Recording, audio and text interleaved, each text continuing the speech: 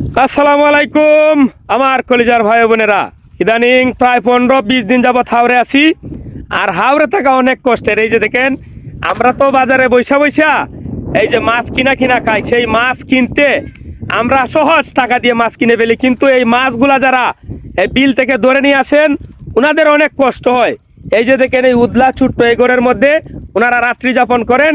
আর এই যে ওনাদের বাবুর্চি আমার এক ভাই, উনি কিন্তু আবার এই যে তরকারি রান্না করতেছেন, অনেক স্বাদের তরকারি।